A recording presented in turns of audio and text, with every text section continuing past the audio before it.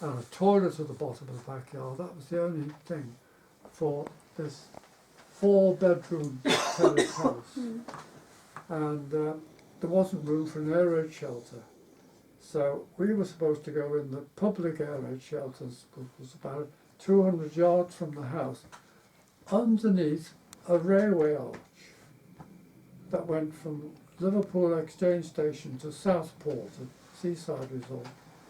And it went over a series of things inside our parish, and they reinforced concrete in the roof to make it semi-bomb-proof. But because my grandmother was a bit of an invalid, you know, my mother didn't want to drag her, and she was carrying Monica, the baby, who's now in hospital in Southport. And so that was it. So then the bang, bang, bang, the bombs started coming down, and there was an enormous bang at the back of the house. And I left, under the stairs was the safest place to be in the house. You know, you could see all the bombed houses with the staircases still intact and everything else didn't. So underneath the stairs, everyone was under the stairs. I said, stay where you are, I'll go and see what's happened. And I went into the kitchen, closed the door, and there's the back wall with the blackout, big piece of thick rubber over the window to block the lights from shining up and guarding the bombers. Right? Everyone had to put blackouts up. And the door was off it completely flat inside. The bricks around it were all crumbled, and the blackout was down on the floor, and the windows were broken. And I thought, my God, the fire was lit. This was in December, you see. The fire's lit. The German bombers, it just shows you, at my age, the German bombers are going to see the fire and drop bombs on it. You know, stupid, but you know. So anyway, I got a jug of water and chucked it on the fire, put it out, and then just then Joe came, my younger brother came out and said that, I said, shh, don't say a word, don't frighten them. What's happened? I said, I've got to get this blackout up. So he said, yeah, okay. So just as I was about to get it up, another bomb dropped. And there was a shaking, and a piece of glass went in my neck. And I said to Joe, in the light now of all the burning flames of this factory behind us, which was what the original explosion was, blazing away, me worrying about my fire. And I said, look, Joe, where's Dad's first aid box? Dad had been knocked onto the floor, and all the bottles were out and broken. And I said, where's the iodine bottle? Can you see it? So we went dipping fingers in. No, that's not iodine. No. Oh, this feels like iodine. It wasn't iodine, but it was pretty sharp. And anyway, and there's a piece of glass. So I said, could you just ease that bit of glass out? Oh, I really couldn't bear to touch it. So I eased the glass out, and the bleeding eventually stopped. I said, okay, I'll come back. So I went in, and they said, what's up? I said, don't worry, just then there's a knock on the front door. I went down the passageway, and there was the air raid warden for our street. Right? Now, my father was the air raid warden for the street next to it by the Catholic Church. And I used to wonder, why can't my father be air raid warden in his own street? But no, they felt if they put them in their own street, they'd be popping in for too many cups of tea and not doing their job properly, which is watching out for all these things going on. So, but this guy was a friend of mine. He said, I think you better go up to the air raid shelters. This is not very safe. I said, well, my mother, you know, always, I'll come and have a word with her. Hello, Mrs. Timpson. Now look, I know you don't want to go, but you know, it's not very safe for you here. So, you know, can we take you up? We've got beds up there for you. You'll be all right, you'll have a nice comfortable bed and you'll be safe. So we, okay, very reluctantly. So we went up, and as we're going up, the anti-aircraft guns are firing off, the searchlights are up, firing up at the German bombers, badoom, and of course, as the shells exploded in the air, the cartridges were and the lead bits were coming down and clanging on the street as we were walking up, you know. And he'd put his helmet on my mother's head. It's very brave of him. And I went to pick a piece of the shrapnel up. He said, "Don't touch it, John, don't touch it. It'll be red hot." He said, "When you come out in the morning, there'll be hundreds of them for your trophy." So we eventually got safe and sound. God was with us. There's no doubt about it. These shrapnel things but we got there safe and sound. Not one of them hit us. That's a miracle for you. Got us bedded down safely there. And then dawn came, the German bombers had gone past.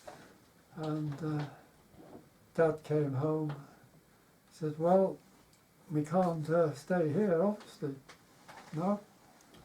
So we had relatives that lived out near Southport, and they put us up for the night, and then we were given a billet to live in until the blitzers all stopped, and we moved back into Boothwell. That's where most of us grew up. Then I joined, but I was so furious at these German bombers that I wanted to be a fighter pilot, and that was my aim. And this bloke I'm talking to said, "That's pretty good. That's a good one. Keep that one up when you go for your interviews."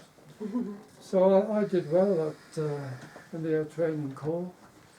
My first flight in an aeroplane was at a summer camp. If you join the cadets, they do summer camps. You might do a bit of flying, you never know. But we were given one flight during this week's camp. It was just across the river at a place called Houghton Park. I didn't know then that years later I'd be flying meteors out of that airfield. It's amazing, isn't it, the way the thing shortened.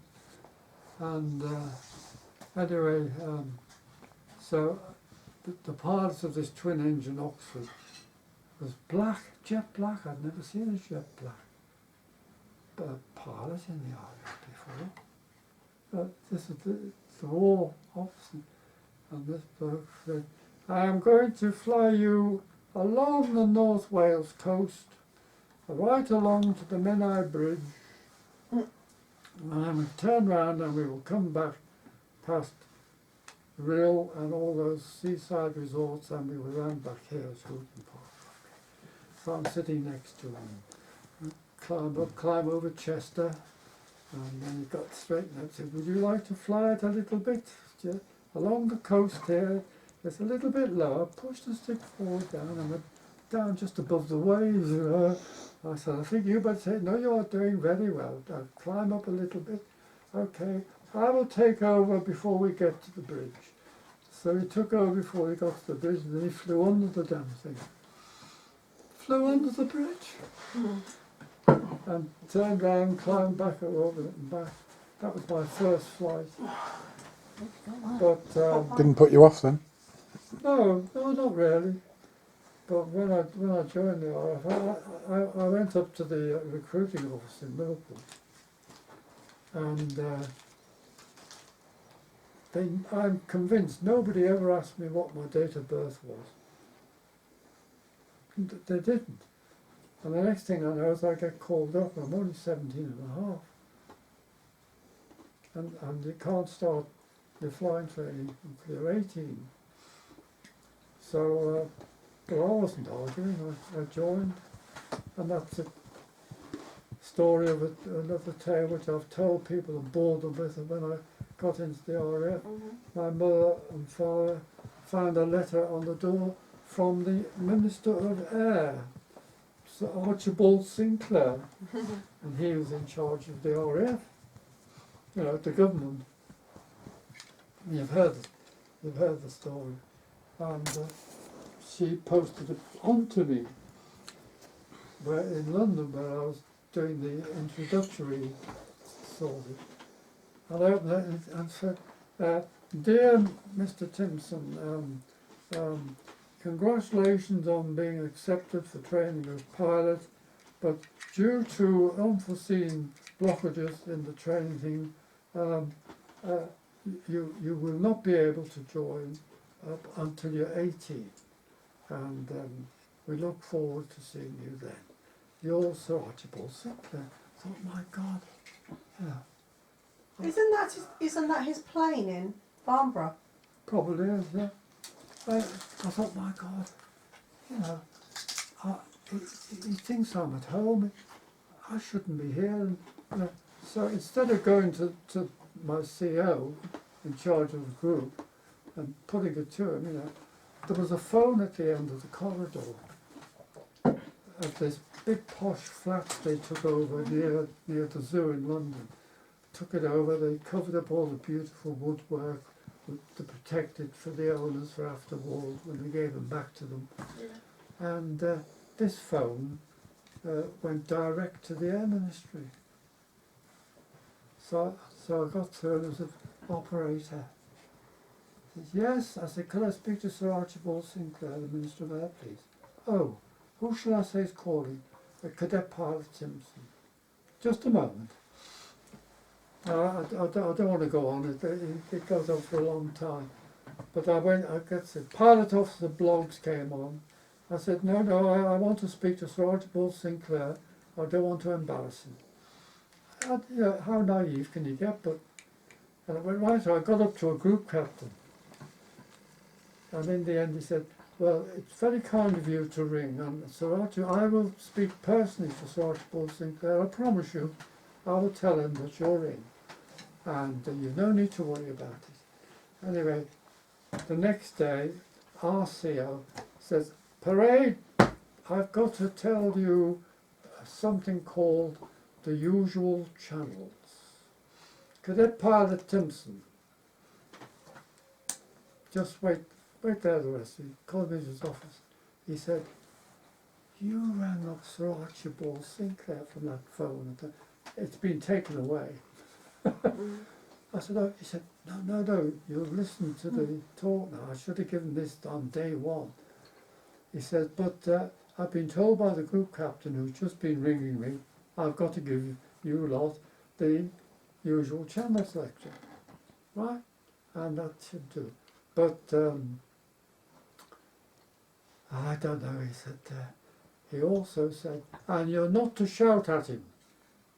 He didn't know he was doing wrong, and Sir Archibald Sinclair won't think it's wrong either. So don't you shout at him, but just okay, the usual challenge. So we got the usual challenge.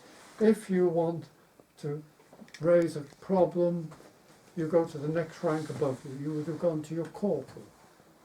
If he didn't satisfy, you go to a sergeant. Then you go to a pilot officer. Then you go up to, you go up each rank until you get satisfaction. But at some stage of the game, they'll say, "No, you can't go any further." That's the usual channels in the services. And about 6 months later, on a ground course down in learning about navigation, a flight lieutenant came down from the Air Ministry to give a lecture on administration in the RAF. And at the end of it, we had our names on the thing. Everybody was going out, and he came and said, "Cadet Pilot Timpson." He said, "I'm Flight Lieutenant Harker that you spoke to on the phone from that hotel." I said, "Oh, well, when he said, yeah." "Oh," he said, you're late." He said, you did yourself a lot of good. You are so well known around the Air Ministry. Everybody knows Sir Archibald Sinclair, when he was told what you'd done, was absolutely moved. He was, this is the thing, he said, he was moved. He says, I've got more loyalty from a young cadet pilot that's just joined. I wish I had half the loyalty from you lot that I've got from him." And he's a splendid chap. And he's doing this to all of his officers, loyalty to the. So this flight said, "You've done yourself no harm." Every time the word Timpson's made, oh God, "Yes, be careful, be careful." I said, "Yes, no, it didn't do me any harm. I got my commission and flew my meteors and didn't do too badly at all." So that's it. Oh, That's all right. I'll grab it. All right, that's okay. I would. I knew where the phone was.